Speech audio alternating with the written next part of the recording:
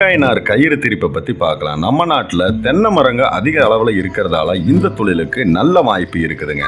தென்னை மரங்கள் அதிகம் இருக்கக்கூடிய இடத்துலயும் அதுக்கு பக்கத்து ஊர்ல இருக்கவங்களும் இந்த தொழிலை உடனடியா தொடங்கலாம். தேங்காய் நார் கயிறுகள் கட்டடங்கள்ல சாறு அமைக்கிறதுக்கும் கிணறுகள்ல தண்ணீர் இறைக்கிறதுக்கும் தான் முதல்ல பயன்படுத்தப்பட்டு வந்தது. தொழில்நுட்ப வளர்ச்சி காரணமா கட்டடங்களுக்கு சாறு அமைக்க கயிறுகள் பயன்படுத்தக்கூடிய வழக்கம் குறைஞ்சிட்டாலும் கிணறுகள் இல்லாத நில உருவானதாலையும் இந்த தொழிலில் கொஞ்சம் பின்னடைவு ஏற்பட்டதுங்கிறது உண்மைதாங்க.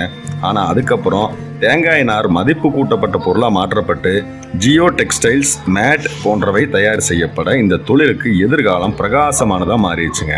இப்போ இந்த தேங்காய் நார் கயிறை எப்படி தயாரிக்கிறதுங்கிறத பார்க்கலாம். இதோட தேவையான மூலப்பொருள்னு பார்த்தா தேங்காய் நார், தண்ணீர், வில்லோயிங், சில்வரிங், ஸ்பின்னிங்.